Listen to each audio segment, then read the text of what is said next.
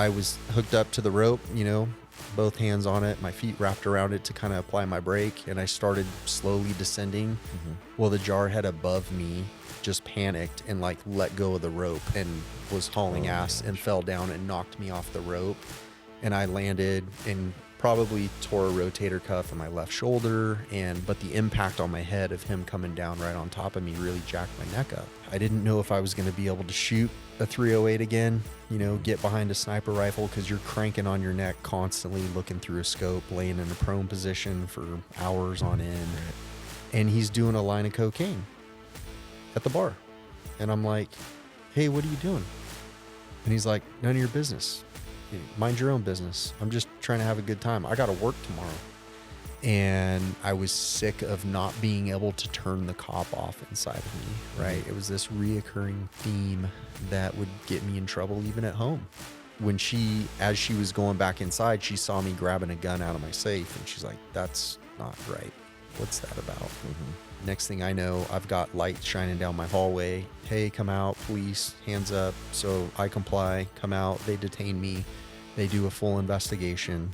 That if my story inspires one person, cop, firefighter, or just, a recreational listener, to get up the courage to reach out and ask for help, then all of this will have been worth it.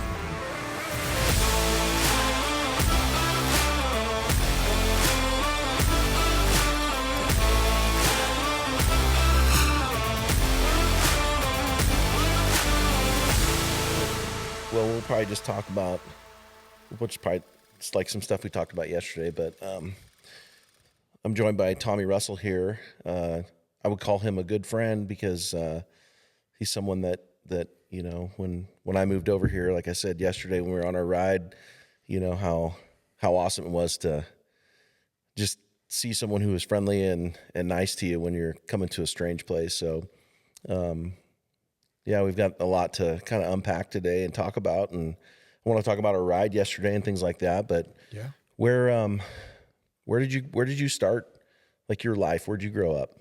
Yeah, I'll get into that, but first I do want to thank you for the ride yesterday. Yeah. I'm still on cloud 9 from that. Good. It was absolutely amazing. Like I put in my social media post, I don't know the last time I've been that relaxed. Which is kind of funny because you're on this big, majestic, powerful, beast of an animal. But I felt perfectly at home. I felt safe around you guys, felt safe in the woods. It was just an amazing experience. So thank you for that opportunity. That was super cool. How about those kids though? Wasn't that awesome too? We made their day. They made their day. We're going to be in so many family photos for years to come. But to answer your question, I grew up in Turlock, California. Okay. So for those of you that don't know where that's at, it's about an hour and a half south of Sacramento, about 2 hours north of Fresno. So right in between the two, right on Highway 99. So kind of an agricultural community. It was relatively small when I was growing up there. But it's gotten much bigger. Yeah. Cool. Yeah. Did you play sports in high school? I know we didn't talk about that yesterday, but I don't know if you were... I didn't. I played Little League growing up, played Pop Warner football a little bit. Wasn't super athletic as a kid, and I was raised by a single mom, so I really didn't have that father figure that's like, let's go play ball, after school.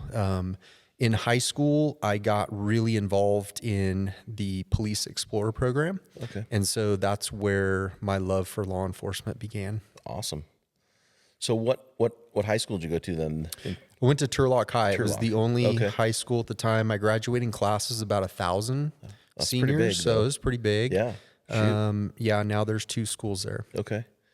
So what you were in the Marine Corps, so what sent you to the Marine Corps? What got you hooked on that? Yeah, that's a great story. So was a police explorer, and it was a different time back then. I still don't think the cops were allowed to let me do some of the things they were allowing me to do, but I went to SWAT training all the time, and was deploying flashbangs and shooting submachine guns. Awesome. And so I got in pretty tight with those guys, and they're mentors to me to this day, lifelong friends. And one of them, his name's Jeff Hopkins. He was a Turlock PD cop and then went on to work for Modesto PD where he retired. He was a Marine, and I remember middle of the night, late night shift with him, doing a ride along one summer evening, and he's like, "So what are you going to do? You going to go to college? What's your plan?" I was like, "I have no plan. I just know I want to become a cop." And he's like, "Well, you got to be 21, so you got a couple years, Right? And you can't just sit around and do nothing. Right? You're not going to get hired." He's like, "Have you thought about joining the military?" And I was like, "No, not really." He's like, "Okay, we're going to go talk to a Marine Corps recruiter." I was sold. That's awesome. I was sold. Cool. So yeah, Jeff Hopkins gets credit for me becoming a U.S. Marine. And hands down the best experience, toughest experience, but best experience in my life. It literally changed my life and made me who I am today. That's awesome. Yeah. That's really cool. There's a lot of Jeff Hopkins for people like you out there in the world that helped him get to that point. So that's cool. Yeah. And my goal is, if I can be that Jeff Hopkins for somebody else, that's what I want to do. Yeah, that's cool. How long did you serve in the Marine Corps? 4 years active duty. And then on the backside of that, there's always a 4-year ready reserve component. So yeah, I did 4 years active duty.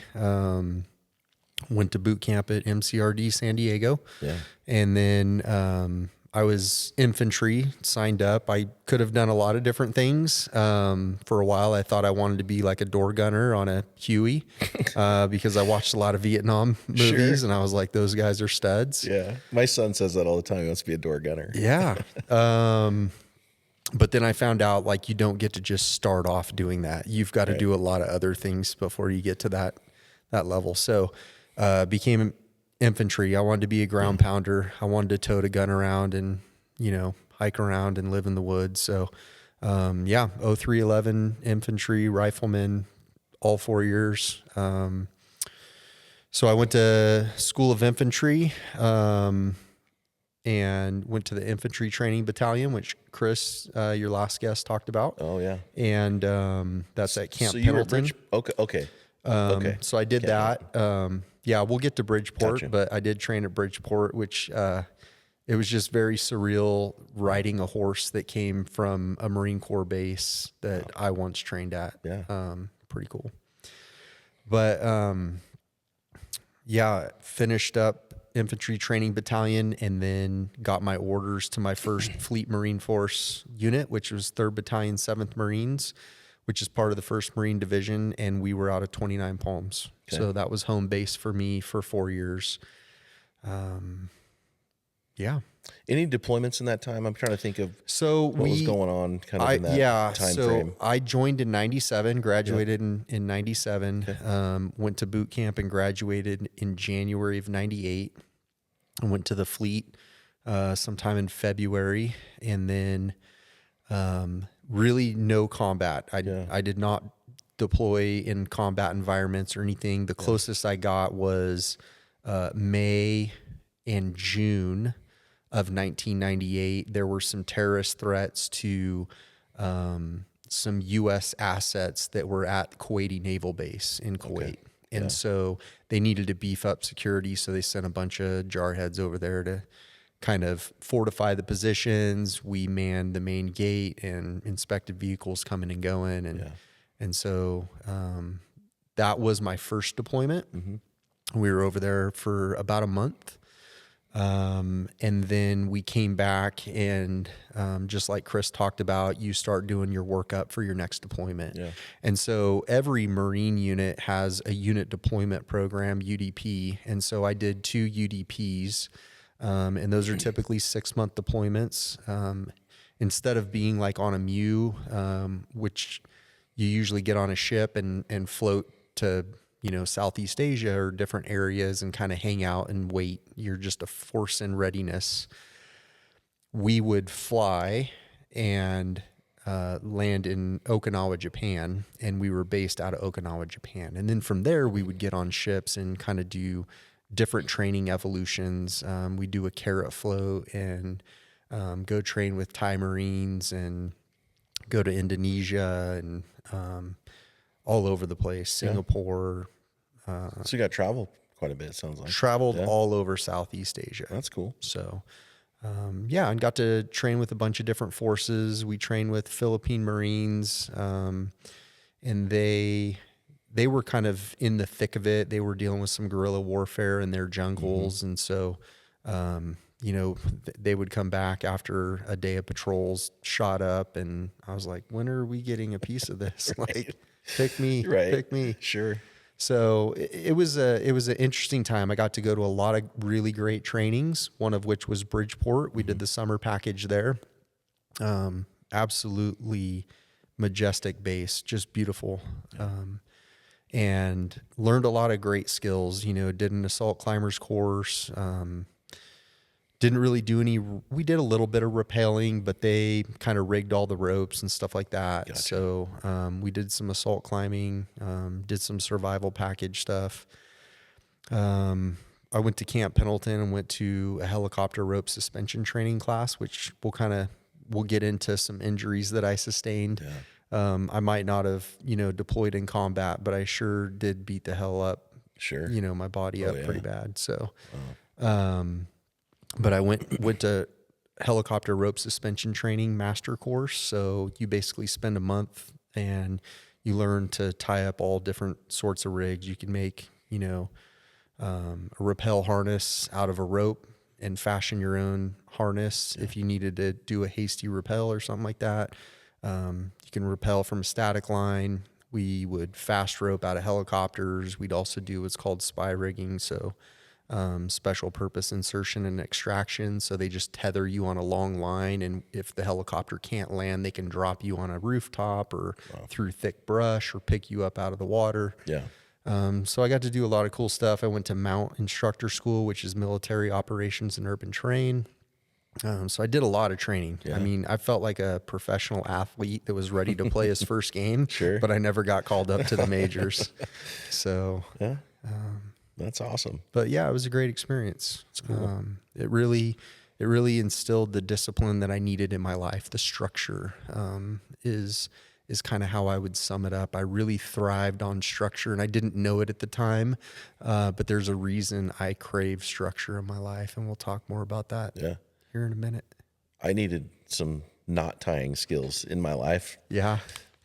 That's something to know. It's some stuff. Yeah, we had knot tying tests constantly, and there was a lot to learn, and you forget a lot of it, right? Yeah. It's no different than working around horses. If you're not tying certain knots, you forget them. Yeah.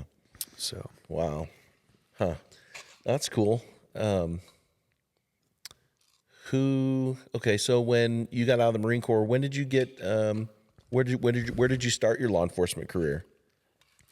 So I got out of the Marine Corps, immediately went to college, used my GI Bill, knew I wanted to make myself competitive.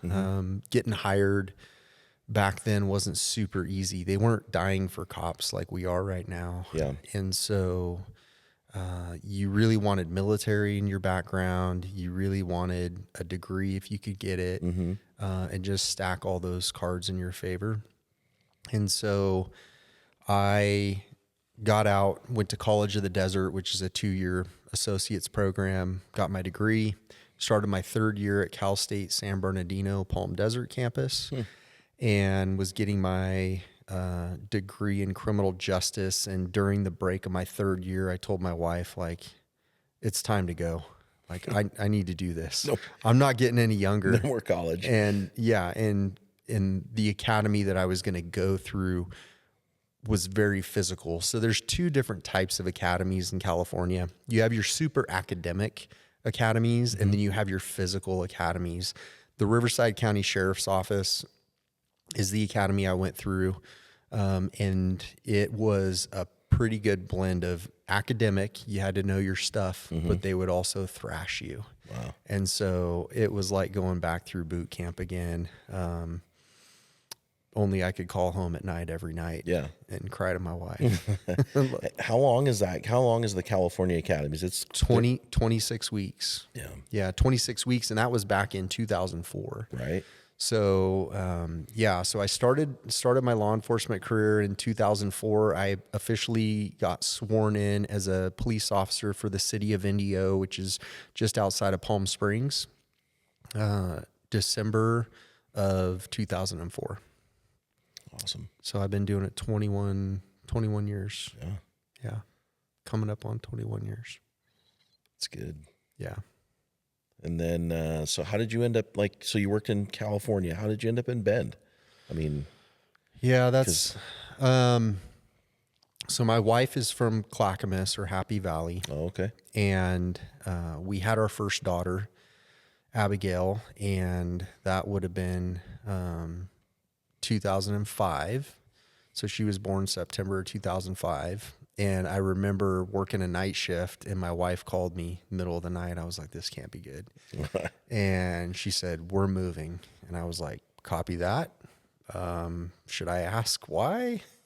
That might be a loaded question. And she said, the CHP police helicopter has been circling our neighborhood, spotlighting our backyard, looking for somebody. And I can't do this with a little daughter and you're gone and nobody's here to protect us. And I was like, that makes sense. Like, you're a big mama bear. I get it. Right. You want to protect your cub. Yeah. So, I absolutely, usually it's us dumb animal men that come up with that idea to move. Yeah. Like Montana sounds great. Let's go there. There's plenty of jobs. No. So she wanted to move closer to family, which I got. Moving closer to my family wasn't really an option. I didn't want to go back to that environment. Not that it was bad. I have a great family. Don't get me wrong.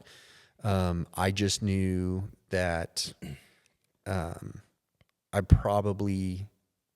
would just get wrapped up in family stuff. And so I just didn't want to, she had no desire to live in Turlock and she wanted to move closer to family.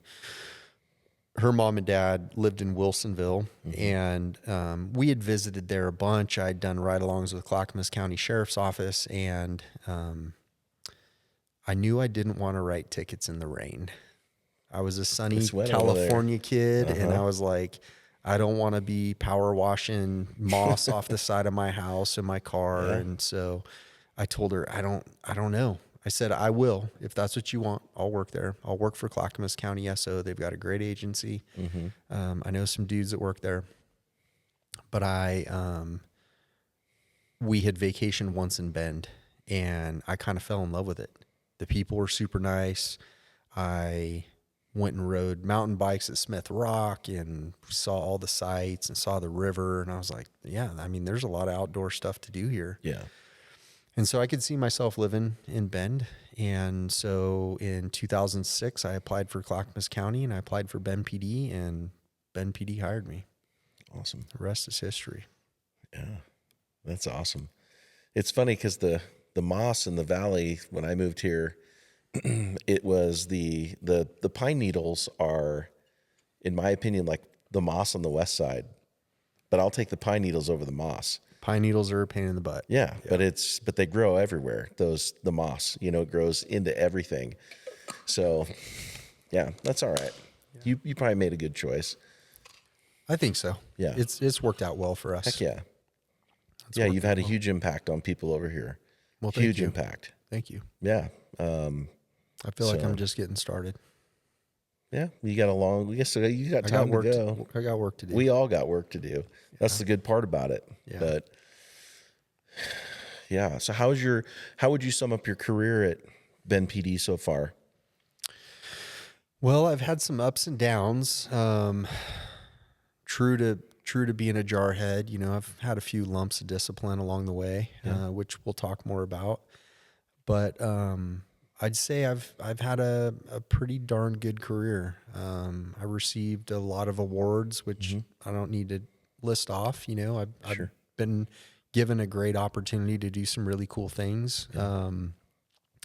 worked patrol in the beginning, but pretty quickly got on our SWAT team and was a sniper for about 6.5 years. And loved every minute of that. You know, figuring out, solving problems, is kind of what that craft is all about. You know, taking in a lot of different variables and trying to come up with the best solution to a difficult problem. So, did SWAT for 6.5 years and then promoted, so to speak. It's not really a promotion at Ben PD. It's a temporary assignment, but became a criminal detective and absolutely fell in love with complex investigations. That's where I've spent a good majority of my career. Yeah. So that's a 3-year rotation. I did 3 years in criminal investigations, went back to patrol prematurely due to a drinking problem, which we can talk more about. Yeah. I'm an open book, so nothing is off the table today. Okay. And quickly worked my way back into investigations. So I did another 3-year and finagled about 3.5 years. So I did 6.5 years in criminal investigations. Got kicked out again, rotated back to patrol due to disciplinary issues. So kind of developing a theme there. And went back to patrol for a couple years, reset, regrouped, finally addressed the root of the problem. There were a couple.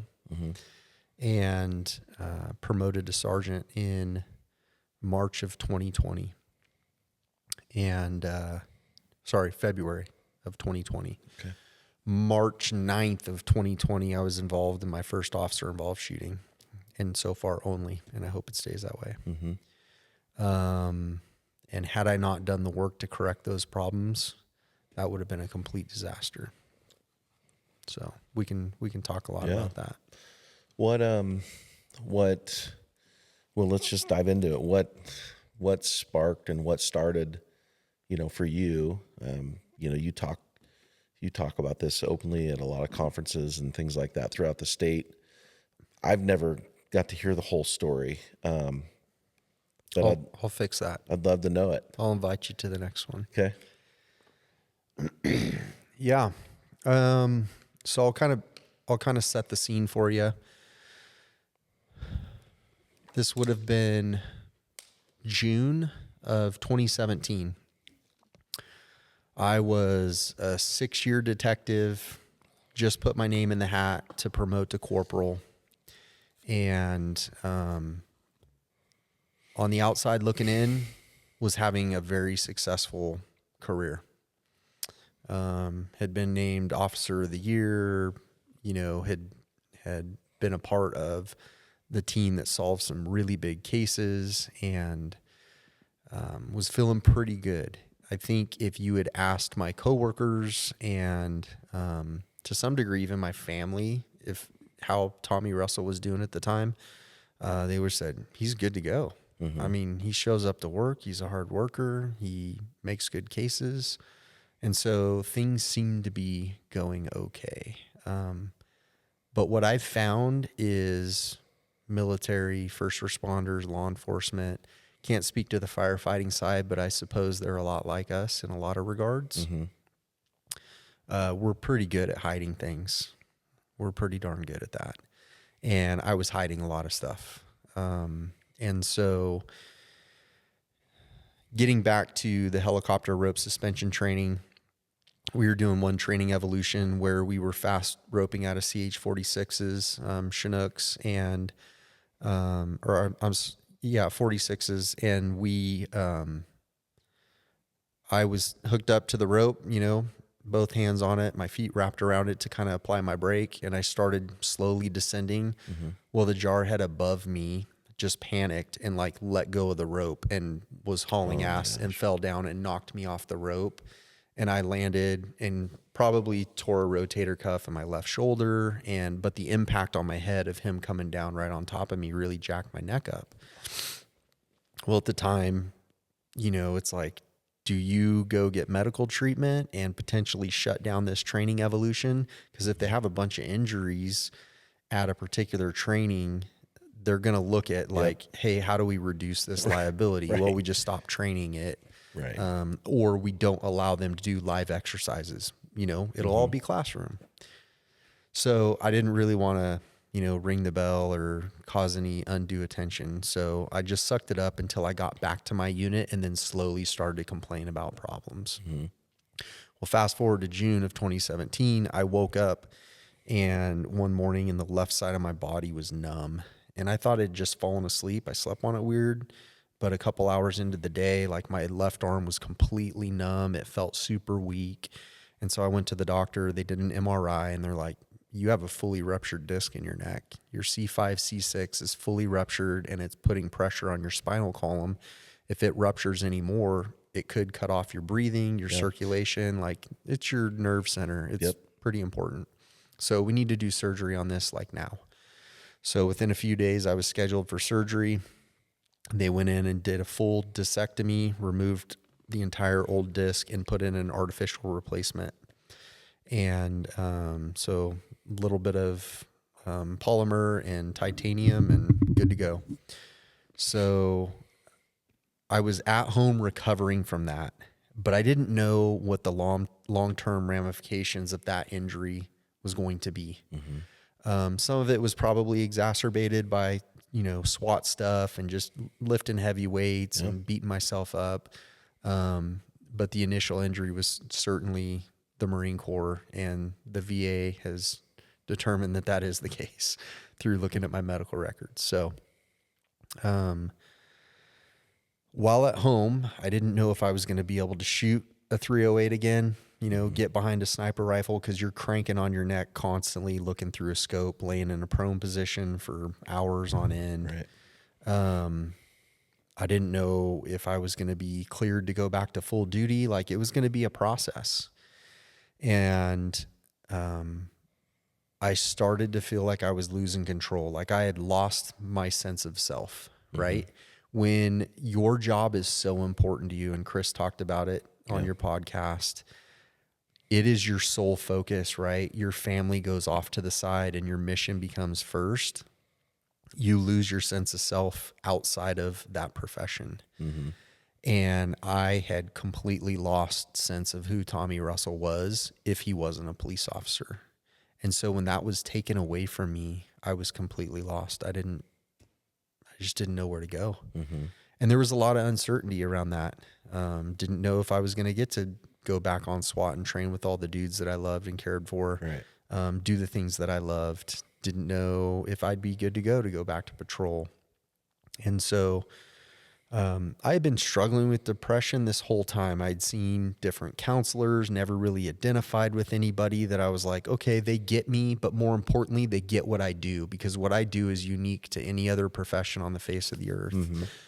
And so I was super depressed. Fast forward to July, still off work, still no clue when I'm going back to work. And I started drinking pretty heavily. I had always been a drinker, but it was kind of occasional. I didn't need to drink all the time.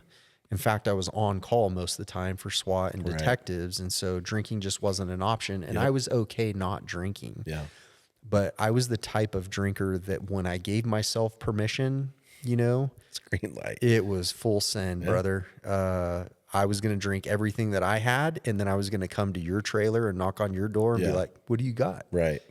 But you're right, though. Pause for a second, though. Being on call and in the job, when you're working and you're sleeping and you're working and however your schedule is, it's sometimes that, because I know that feeling you're talking about. It's like, I'm going to maximize this moment because it's the only moment I have out of maybe the weekend, and if it's middle of the week and the kids are gone to school, whatever that looks like. I know exactly what you're talking about. It's that. Just you're that unplugged. You're free. Your phone probably doesn't work where you're at.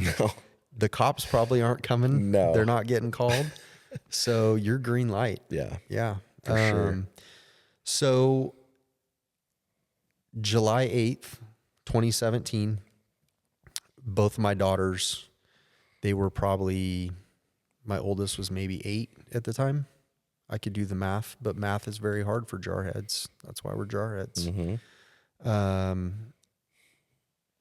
they were gone on an annual trip with their great aunt and my mother-in-law. They would go to the coast every year and spend a girls' week over in Neskowin. And so they were gone. My wife is a teacher, and so she was off work for the summer. And so she's just stuck at home with me. And I'm sad. And we decided to go out with some friends. So we go out, we have a nice dinner, I have a few drinks. And they're like, hey, let's go to this club. Let's go to 7. And I was like, oh my gosh, 7's a bit, you know what's up. You've booked a few people that had gotten in trouble at 7. Wow. So they're like, let's go to 7. So we go to 7. And I drink a lot. And almost get into a fight on the floor with some dude that grabbed my buddy's wife's butt. And I was like, not in my house. Yeah. And I was hammered. I was 10 to 14 drinks in, probably easy. And I caught a dude that I knew. So my wife was good friends with his wife, and he was out partying with us, but his wife wasn't around. And he's doing a line of cocaine at the bar. And I'm like, hey, what are you doing? And he's like, none of your business. Mind your own business. I'm just trying to have a good time. I got to work tomorrow, he says. So he's like, he's going to party all night. And he immediately turns that issue on me. Like, why are you so nosy? Why can't you ever turn the cop part of you off? You know, why are you such a pig, sticking your nose in everybody's business type stuff? Yeah. And it really got in my head. I started beating myself up. I'm super hard on myself. I know that comes as a surprise to you, but I'm super hard on myself. And so when he turned it back on me, I pretty much absorbed all that responsibility. Like, yeah, he is right. Like, I should mind my own damn business. And so I started beating myself up really bad and having a pity party. Ultimately, my wife and I get an Uber home, did the responsible thing. And on the ride home, she can tell I'm just quiet and I'm looking out the window and I'm not saying a word. And she knows me better than I know myself. And she's like, this isn't good. So I get home, and when I got home, I was just fed up. Was fed up with being hurt, broken, not being able to do the work that I love, my passion in life. And I was sick of not being able to turn the cop off inside of me, right? It was this reoccurring theme that would get me in trouble even at home, right? Our jobs as police officers to notice and detect things that are abnormal in our society. Yep. Whether it's a burned out license plate light, which we can't stop people for anymore. True. Thank you very much. Expired tags, right? Furtive movements, criminal behavior, things of that nature.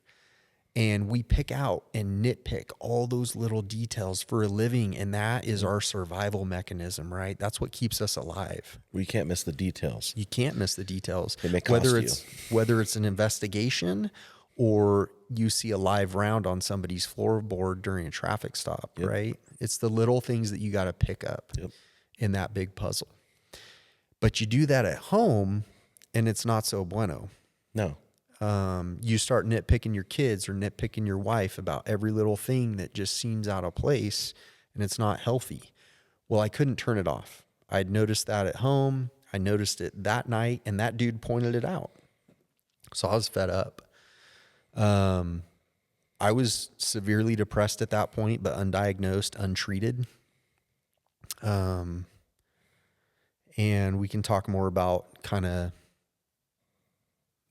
what the barriers were for me getting help, because I think that's important to talk about. But to kind of finish up the story, go home.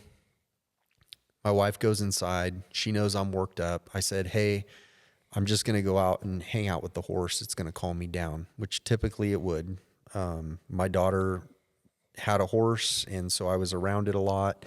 I didn't ride myself, but I was like, I'm going to go hang out with the horse. Well, as she was going back inside, she saw me grabbing a gun out of my safe, and she's like, that's not right. What's that about? I didn't have a gun on me that night because I knew I'd be drinking, so I didn't bring a gun downtown. just not a good idea. Yeah. So I take a gun out, and my plan is to go outside and kill myself. I had had enough. I could not find a solution to my problems, and so I was going to fix the problem. Of course, now I realize that that's a permanent solution to a very temporary problem, or what can be a temporary problem. And so my wife panicked when she saw me grab a gun, and she knew at that point I was going to go kill myself. She knew I needed help, and she knew she could no longer help me. And so I walked out to our front yard. I was going to go shoot myself out in one of our hay fields, so there was no mess to clean up. I'd thought about it previously. Like, ideally, I would have went out into another county where nobody knows me, because I don't want my friends to have to see that, right? It's weird how we go to that extreme length to try and be courteous in the most extreme of times. But I was in too dire need to do something right then and there.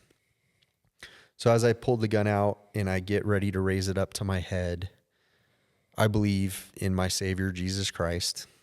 And the only way I can describe this is divine intervention. I pull that gun out and I put it up to my head, and the image of both of my precious children pop into my head as if they were standing right in front of me. I'm not saying I saw things. It was just a mental image that was so perfectly clear, and they were so perfectly innocent. And I knew in that moment that that selfish decision to kill myself was going to have such a profound impact on the rest of their lives. I know now that, statistically speaking, children of parents who commit suicide are statistically higher likelihood to commit suicide themselves, right? So I would have passed that burden on to them. So I put the gun down, and then I immediately get frustrated that I am now a coward, and I can't even do that right. I can't even kill myself. And so I get pissed off and I pop off 2 rounds. Well, that's what my wife hears. And she's in sheer panic. She can't find her phone. She thinks I just shot myself and I need help. So we live on 6 acres. My buddy, who you know, Dan Hebrard, lived across the street from me. And he's a retired law enforcement officer out of California, and he and I became good friends. She knew she could count on Dan to A, understand, and B, to help. And so she ran across our property, ran across Dan's 20 acres, and started pounding on his door. This is 3:00 in the morning. And she wakes Dan up. Dan calls 911, talks to the dispatcher. Dispatcher ends up talking to my wife. She's like, I know he did it. He was inside the garage when the gun went off, because in her mind, she saw me in the garage with the gun, and then she heard 2 bangs. She assumed I killed myself in the garage. So the world came flying that night, as you would suspect. OSP, DCSO, even Ben PD rolled to the call. Kevin Riding, first on scene. Kevin and I worked a lot of patrol shifts together. Such a good dude. And he was the first one there, and he and I have talked a lot since. I've tried to repair all of the damage that came out of that call, because that's about one of the worst calls you could get during a patrol shift. And Kevin told me, he's like, Tommy, I know this much about you. You're a Marine, and you're a SWAT sniper. If this was a setup and it was an ambush, I would have been dead the second my foot hit the dirt on your gravel driveway. So he was like, I never felt so confident in being able to accomplish a call when my foot hit the ground and I didn't take one in the head. He's like, so I knew you weren't setting me up. So Kevin, true to form, came, kicked in my door, went searching for him, couldn't find me in the garage. They report that back to my wife. My wife's like, I want him to go in and check the house. He's got to be in there. Well, after I cranked those rounds off, I looped around. It took her a while to get over to Dan's, and it took him a long time to get the call out. And then we live in the middle of nowhere, so it took him a while to get there. I had looped back and crawled back into bed. I thought my wife was asleep next to me. And so I crawled into bed. Next thing I know, I've got lights shining down my hallway. Hey, come out, police, hands up. So I comply, come out. They detain me. They do a full investigation. They determine not domestic violence, although very stupid and highly unadvisable, not illegal to fire your guns Right. off in the county in the middle of the night. Yep. Yes, you're drunk, and yes, you need help. So in Deschutes County, even back then, we could do what's called safety planning with somebody, right? So we could POH somebody and put somebody on a peace officer's hold. That's where you put them in handcuffs, maybe not, take them to the hospital, and they see a clinician. And realistically, they're going to walk out in a couple hours under the care of somebody else that's willing to take responsibility for them with a follow-up appointment in a couple days, right? Or you can safety plan, meaning find a responsible party, i.e. Dan, i.e. My lieutenant, my detective lieutenant at the time, showed up at my house at my request, and they were willing to take responsibility for me for the night and make sure I didn't do anything else stupid and make sure I got the help I needed.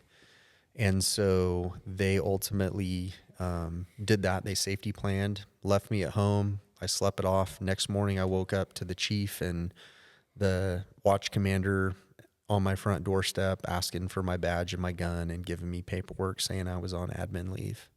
And that's when reality hit. That's hard. Jeez. Yeah.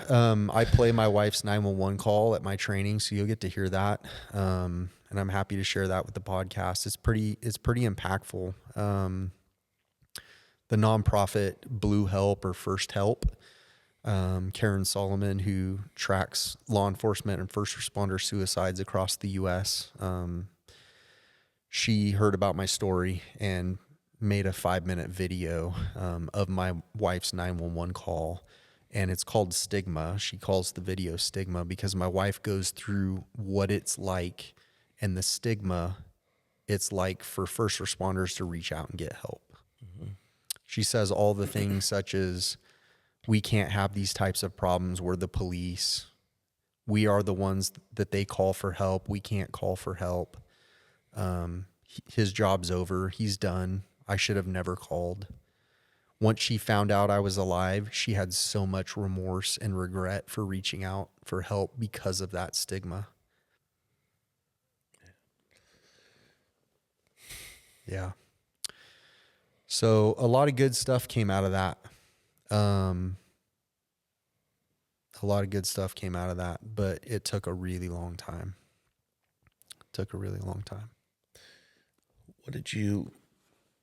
What was the hardest part of it? And maybe what was the easier part of it? I mean, did you have, and I don't mean just, because I've struggled with all kinds of stuff in my life. And I think about things that should be hard that actually weren't as bad, but other things that I thought shouldn't be as hard were way worse.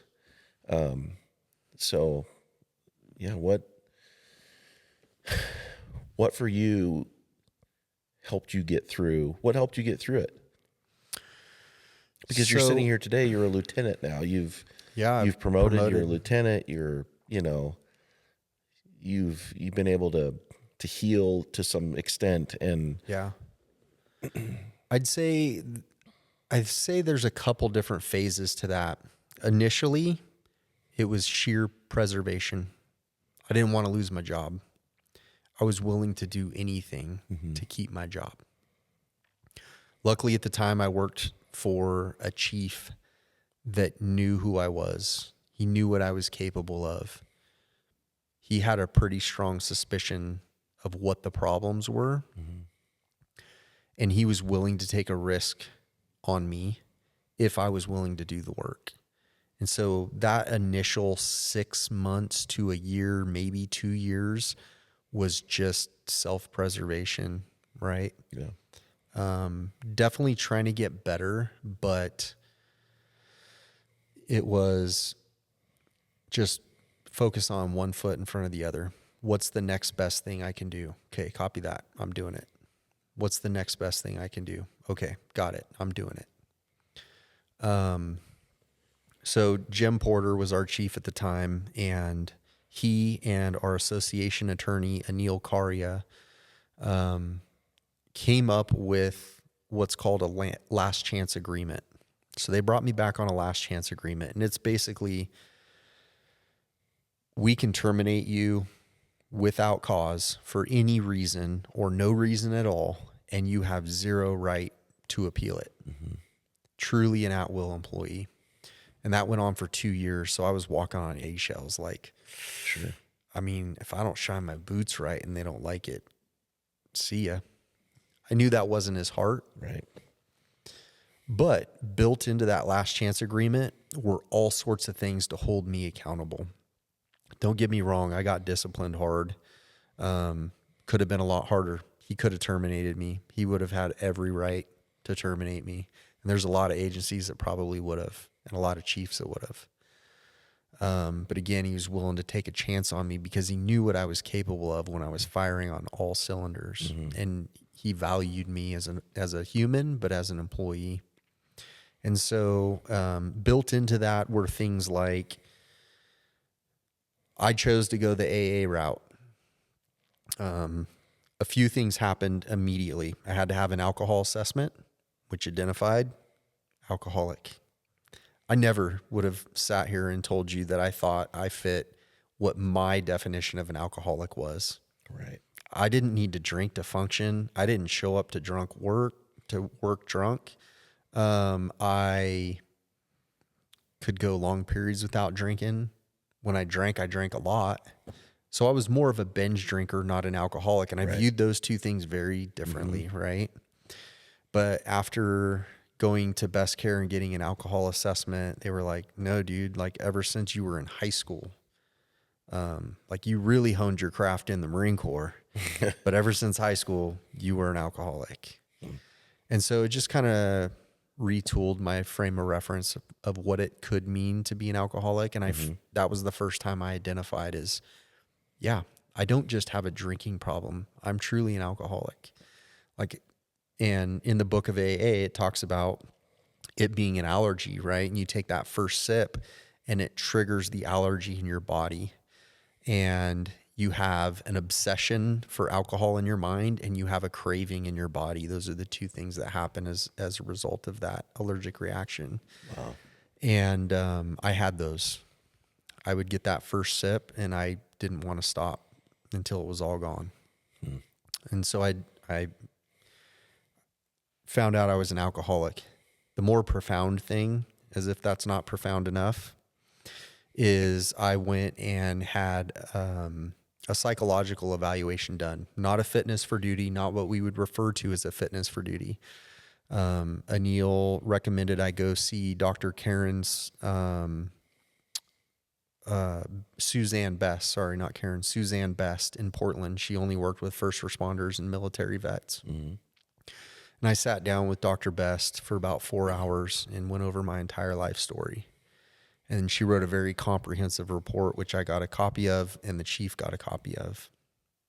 And at the end of her report, she identifies several things. She identifies that I have PTSD, both from military but police, which some listeners might be, how's that possible? Like he didn't do any combat. Like Chris identified, yep. There's still injuries, absolutely. Man. There's still stuff that goes on, yep. Right? I had a jarhead with a loaded rifle pointed at me and take it off safe. Like if that's not traumatic, I don't know what is. Right. And so I was also identified as bipolar. And that was the first time in my life that had ever been on my radar. Wow. I had been diagnosed as ADHD previously by my medical doctor, but he was treating me with a stimulant. So if you have somebody who's bipolar that can have manic episodes and you're putting them on a stimulant and constantly pushing them, right? Like it's just not good. And so combo. She found out. She said, not to discredit your doctor at all. She said, I see this a lot where folks with bipolar are diagnosed as ADHD because a lot of the symptoms are the same. Gotcha. The inattentiveness, the lack of organizational skills and things of that nature, the mania where you feel super hyper, like endless energy. She said it's all very common, and unfortunately you get treated with a medication that's a stimulant. She said you got to stop taking that immediately, and you need to go see a psychiatrist that can prescribe you legitimate medication.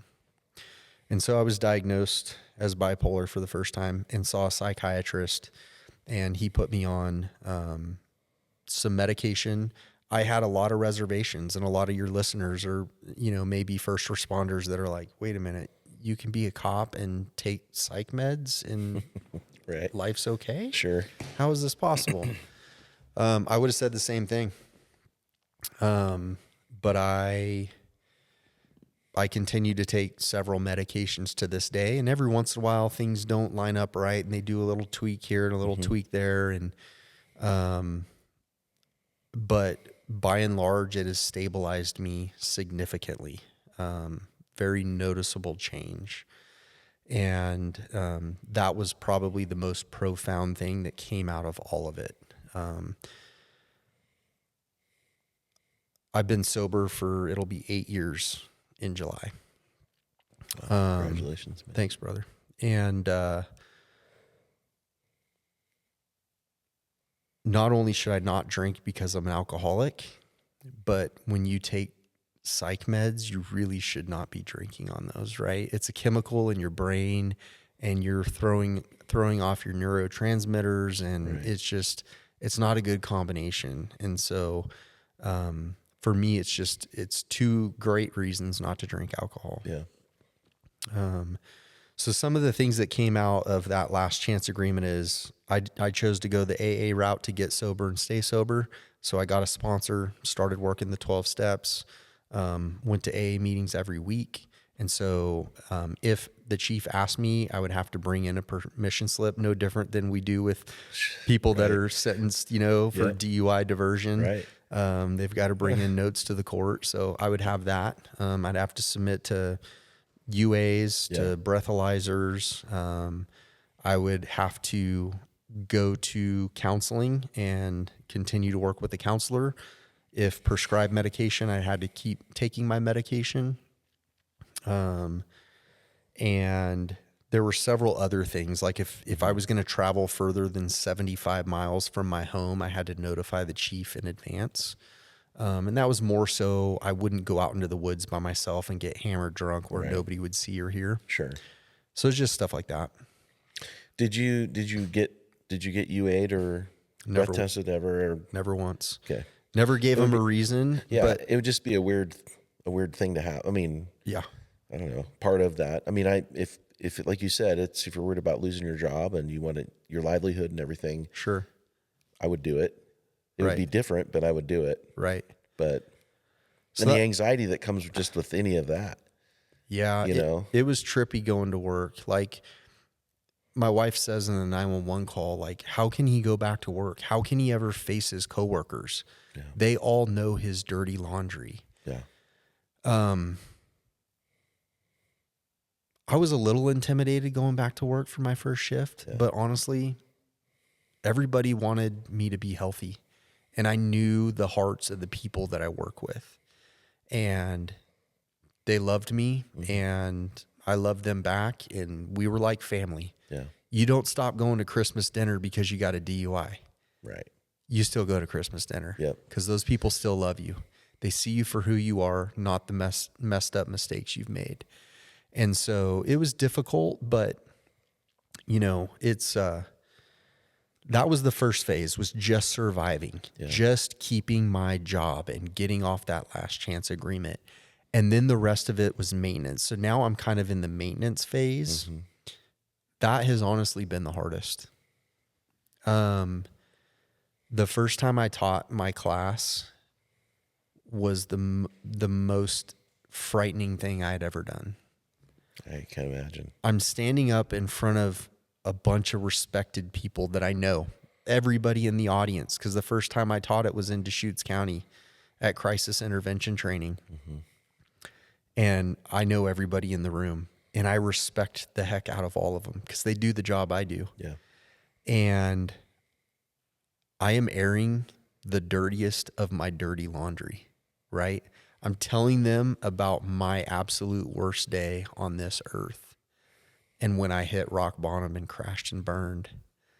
It was nerve-wracking for a while, and I still get nervous. But like I had the opportunity to present at the Oregon Homicide Investigator Association conference last year in Eugene and got up in front of 200 plus, very skilled investigators from the state of Oregon, and a little nerve-wracking. But what I tell myself is, much like me sharing my story with you today and all of your listeners, that if my story inspires one person, cop, firefighter, or just, a recreational listener, Yep. to get up the courage to reach out and ask for help, then all of this will have been worth it. Mm-hmm.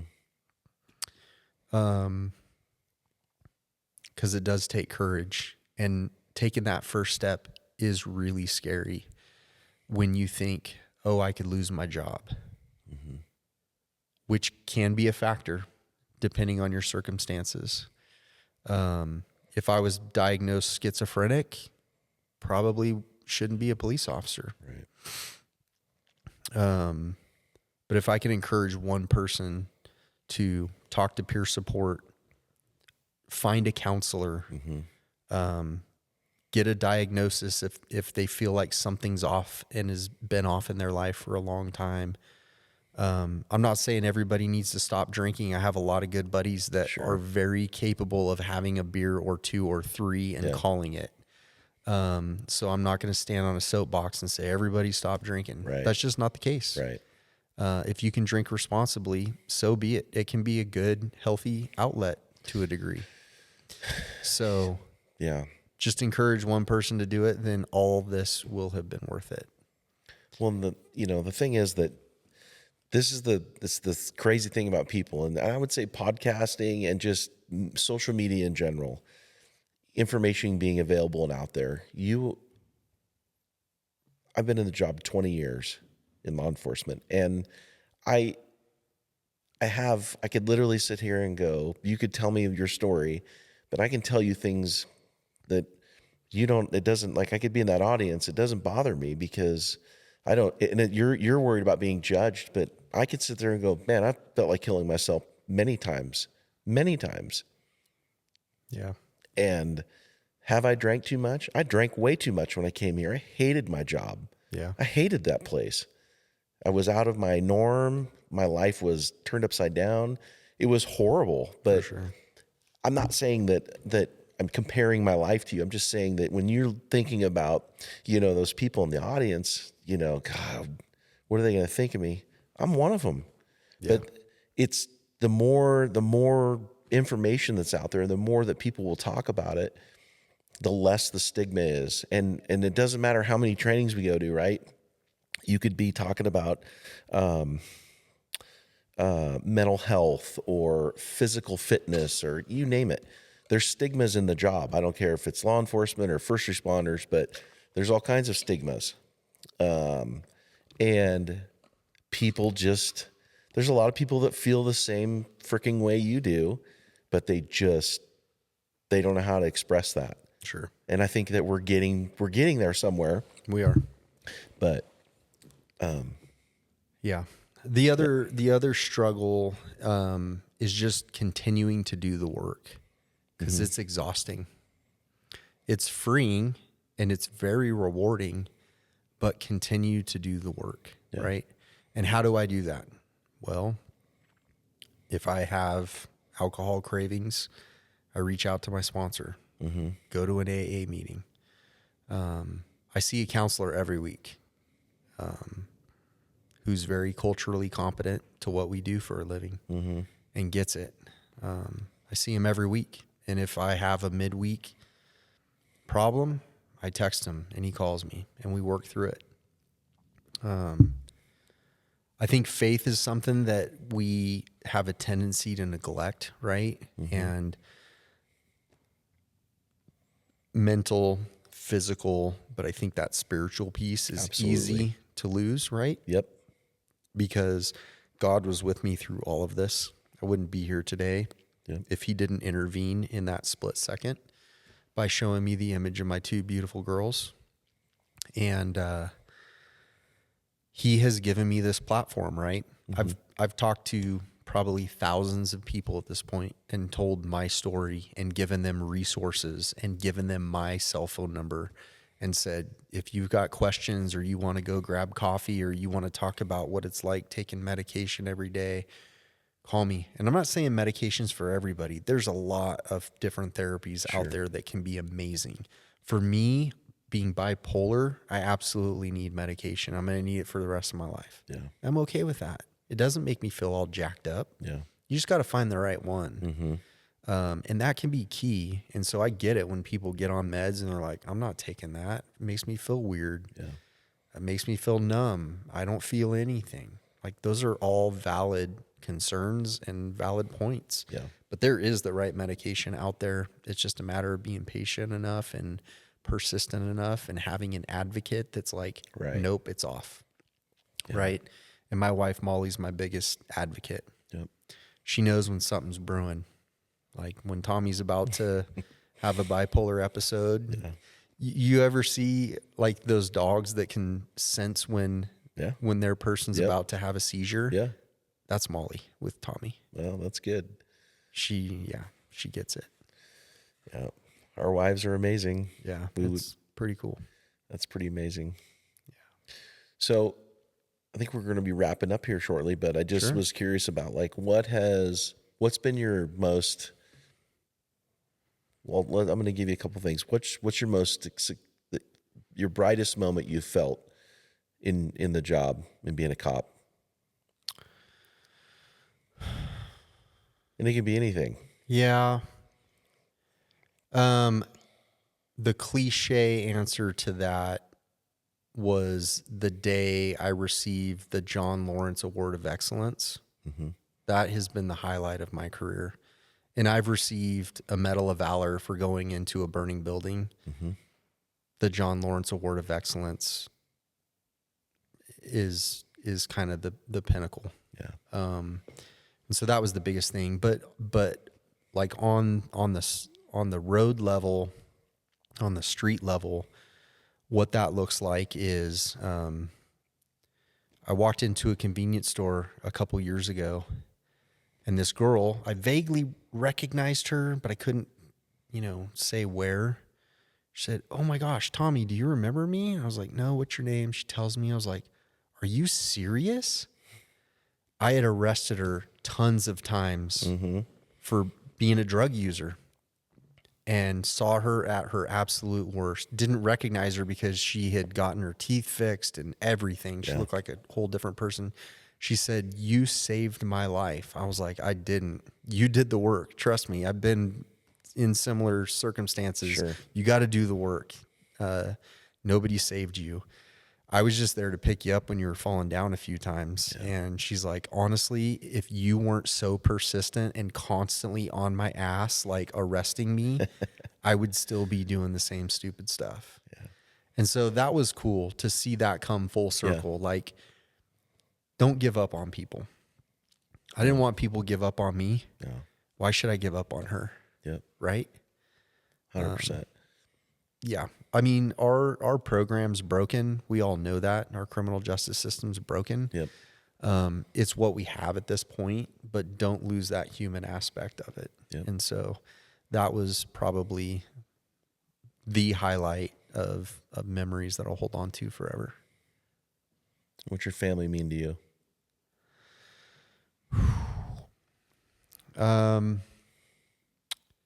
It's the one thing that I am willing to grind for every single day. Yep. They're why I go to counseling. They're why I take meds. They're why I haven't had a sip of alcohol in almost 8 years. They're why I continue to pursue my faith. Yeah, it's for my eternal life.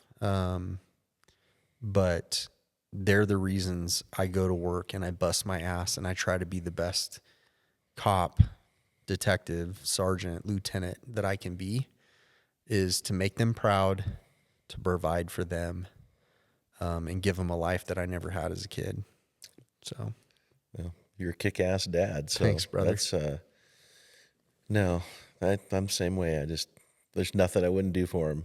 Yeah, They really are an amazing fuel to our engine, for sure. and it's awesome. Oh man, I just can't thank you enough for coming on this week and talking about this stuff. And our ride yesterday was amazing. Hope we do it again. But man, I love you and I love your story, and Love you too, brother. thank you for everything, buddy. Yeah, and to all those listeners out there, just don't give up hope, man. God had a plan for me. He's got a plan for you too. Yes, sir. All right. All right, brother.